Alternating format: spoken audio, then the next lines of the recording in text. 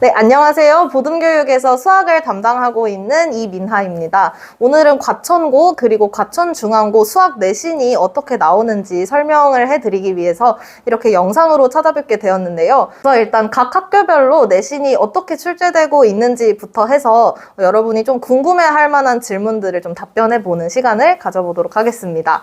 과천고 같은 경우에는 일단 문항 개수는 18문항이 보통 나오고 더 많이 나올 때는 20문항까지 나오기도 하는데 보통 과천고는 서술형을 한 2개, 3개 정도를 내요.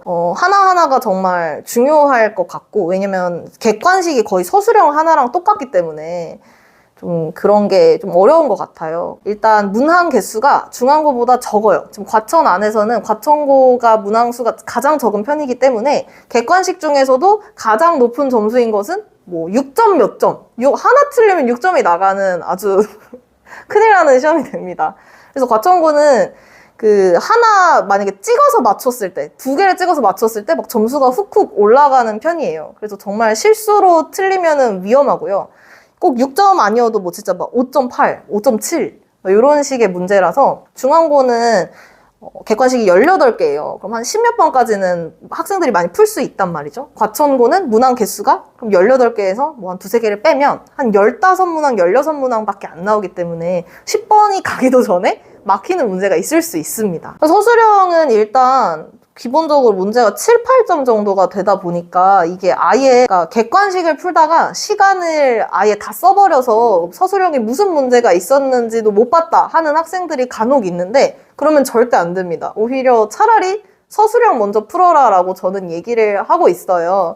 그래서 서술형은 답이 끝까지 나오지 않아도 부분 점수로 웬만큼 다 맞춰갈 수 있기 때문에 서술형은 꼭 풀어야 합니다. 오히려 저는 객관식 뒷번호를 풀지 말라고 하는 편입니다. 과천고도 원래 작년까지는 좀 중앙고랑 비슷하게 학교 유인물을 주었는데도 거기서 많이 안 나오는, 제가 그래서 전에 찍었던 영상들에서는 과천고랑 중앙고는 이상하게 학교 프린트 주고 문제를 안 낸다라고 영상을 찍었었는데 올해 1학년부터는 프린트에서 많이 내시더라고요. 근데 중앙고랑 과천고랑 다른 점은 중앙고는 문항을 많이 주고 좀 쉬운 문항들을 준다면 과천고는 기출문제라고 해서 정말 어려운 교육청 기출들만 뽑아가지고 그거를 이제 학교 유인물로 주더라고요. 근데 사실 그거 다 소화할 수 있는 학생이 많지 않습니다. 그래서 그렇게 어려운 문제들만 뽑아주는 경우에는 사실 중하위권 학생들 같은 경우에는 그것보다는 차라리 교과서를 똑바로 푼다거나 아니면 한 센으로 따지면 한 센 B단계 정도의 문제들을 많이 풀어보는 거는 도움이 될 것 같아요. 학교 프린트가 너무 어려워요. 왜 주는지 사실 왜 주는지 잘 모르겠어요. 학교 프린트 연계율 같은 거는 뭐 그때 선생님에 따라서도 많이 달라지고 좀 같은 학기 안에서도 중간고사, 기말고사 때 연계 비율이 좀 달라지기도 해서 좀 그때 잘 상황을 파악해서 대비하는 것이 중요할 것 같습니다. 2학년 올라가게 되면은 학교에서도 수능특강, 그해 수능특강을 자료로 많이 제공을 하는 편이고 아니면 뭐 교육청 기출 문제들을 또 따로 주기도 하고요. 이게 등급제가 개편되면서 9등급제에서 5등급제로 바뀌었잖아요. 이제 수능은 똑같은데 내신은 이제 5등급, 10% 안에만 들면 1등급을 받을 수 있는 구조가 되었습니다. 근데 그러다 보니까 아이들이 좀 안일하게 공부를 하는 것 같아요.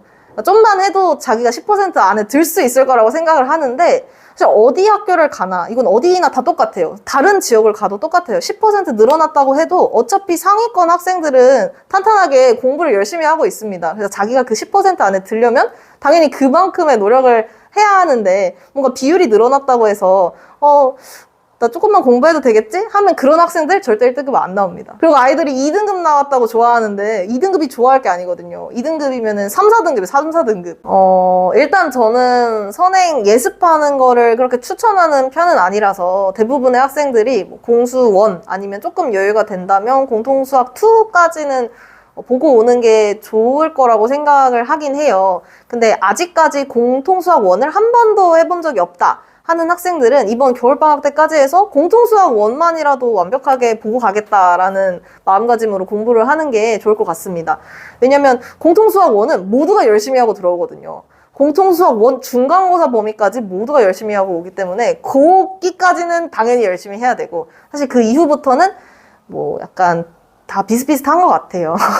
시간을 꼭 재고 풀어보는 걸 추천합니다. 왜냐면 이제 저도 학교 이 기출 자료들을 모아서 학생들한테 배부를 하는데 이제 학생들한테 숙제로 내주면 그거를 시간 재고 푸는 연습을 안 하는 경우가 많아요. 그래서 저는 꼭 시간을 재고 풀게 하는데 시간을 안 풀고 풀어보면 시험 때 망할 수가 있습니다. 정말로. 평소에 풀 때도 실전 연습을 꼭 해야 되고 50분, 마킹하는 시간까지 다 고려해가지고 뭐 한 45분 안에 어디까지 푸는지를 해봐야 좀 전략적으로 내가 여기까지는 풀고 이때는 서술형을 쓰고 뭐 이런 연습들을 안 해놓다 보면은 특히 지금 과천 같은 경우에는 서술형이 없는 학교 거의 없으니까 갑자기 이제 고등학교 올라와서 서술형까지 풀려고 하다 보면 당연히 시간이 모자라는 수가 있습니다. 그래서 어떤 학생들은 이제 기출 하나를 줬는데 2시간 동안 풀어요. 그러면 실제 시험 보러 갔을 땐 정말 반도 못 건드리고 나오는 경우가 있기 때문에 평소에 좀 시간을 재고 실전처럼 연습하는 게 필요할 것 같습니다. 그리고 일단 중요한 게 어려운 문제를 푸는 것도 중요한 건데 사실 실수하는 학생들이 정말 많아요. 연산 실수 흔히 많이 하기 때문에 그거를 좀 잡으려는 연습을 해야지 그게 안 잡혀있는 상태에서 어려운 문제만 풀고 하면 어차피 앞에서 틀리면은 또 점수 깎이는 건 똑같기 때문에 앞에서 실수를 안 하는 연습도 굉장히 중요할 것 같아요. 그래서 저는 시험 문제들도 좀 시간 재고 시험 보고 시간 재고 풀어보라고 하고 많이 그렇게 연습을 시키고 있습니다. 네, 그래서 여기까지 과천고 그리고 과천중앙고 내신에 대해서 좀 알아봤는데요. 우리 예비고1들을 위한 저희 자습관 프로그램도 마련이 되어 있고 이제 방학 특강, 낮 시간대에 진행하는 특강이나 아니면 저녁에 진행하는 정규 수업도 많이 열려 있으니까 네, 많이들 보듬에 와주세요. 감사합니다. 방학 특강이랑 방학 정규 수업 많이 준비되어 있으니까 많이들 보듬에 와주세요. 감사합니다. 이렇게 찍어도 되는 거야? 보듬으로 오세요. 그거 너무 보듬으로 오세요. 너무 오세요.